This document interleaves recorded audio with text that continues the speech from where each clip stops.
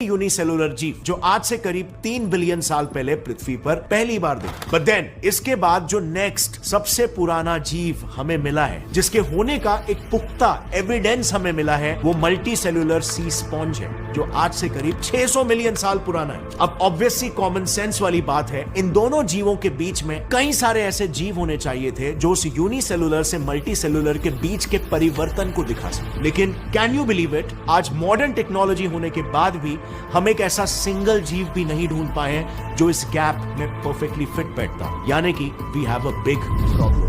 पृथ्वी के जीवों के इतिहास का एक बहुत बड़ा हिस्सा गायब है, इतना बड़ा कि पृथ्वी के जमीनी लेयर्स के कॉन्टेक्स्ट में अगर हम इसे कंपेयर करें तो एक माउंट एवरेस्ट जितने लंबे साइज का लेयर पृथ्वी से गायब है। अब ये ऐसा कंपैरिजन आखिर क्यों किया गया? तो देखो, पृथ्वी के इतिहास के बारे में ना अर्थ के सभी लेयर्स को खोद के पता किया जाता है, और वो मैं आपको थोड़ा डिटेल में बताऊंगा कैसे। लेकिन इस गुम हुई हिस्ट्री को अगर आप जियोलॉजिकल स्केल पर नापोगे ना तो यूं समझ लो एक पूरे माउंट एवरेस्ट के पहाड़ जितना बड़ा हिस्सा अर्थ के लेयर से गायब है। सो अब सवाल यहां पर यह आता है कि अर्थ के हिस्ट्री का इतना बड़ा हिस्सा आखिर गया कहां, और क्यों दुनिया भर में अब तक ऐसा एक इंसान नहीं है जो इस मिस्ट्री को पूरी तरीके से डिकोड कर पाया। वेल, इसे समझने के लिए हमें कहानी को शुरुआत से शुरू करना पड़ेगा।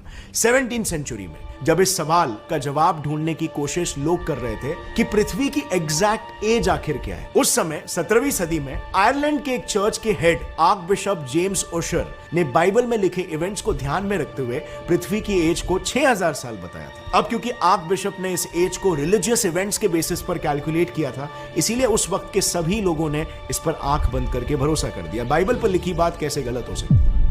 लेकिन इसे सच मानने वाले लाखों लोगों की भीड़ में एक इंसान ऐसा था जिसे ये एज गलत लग रही थी, और वो थे मॉडर्न जियोलॉजी की नींव रखने वाले Scottish geologist James Hutton. James Hutton का कहना सिंपल था, पृथ्वी की एज 6000 साल हो ही नहीं सकती, क्योंकि उनका यह मानना था कि पृथ्वी पर मौजूद बड़े बड़े स्ट्रक्चर्स जैसे माउंटेन्स और ओशन बेड्स को बनने के लिए ही हजारों साल लग जाते, तो आखिर पृथ्वी की एज 6000 साल कैसे हो सकती है? अब क्योंकि हटन आर्क बिशप के खिलाफ जा रहे थे, इसीलिए लोगों ने उनका समाज से बहिष्कार कर दिया, जैसे अक्सर उस समय होता था। गलीलियो के साथ भी यही हुआ था। बट क्यूरियोसिटी का कीड़ा कह लो, लोगों के इस बर्ताव के बाद भी हटन को अपनी थियरी पर पूरा भरोसा था, जिसे उनने बाद में इंपॉर्टेंट सबूत देकर प्रूव भी किया। अपनी बात को साबित करने के लिए वो सॉइल के अलग अलग सैंपल स्टडी करने लगे। इस स्टडी के दौरान उन्होंने ये नोटिस किया कि एटमॉस्फेयर और पानी के कंटीन्यूअस इंटरैक्शंस की वजह से पत्थर धीरे धीरे टूटकर मिट्टी में तब्दील हो रहा है, और वही मिट्टी जब इस तरह से एक दूसरे पर जमा होती है तब भारी प्रेशर के चलते वो दोबारा पत्थर में तब्दील होती है, जो पूरा प्रोसेस काफी स्लो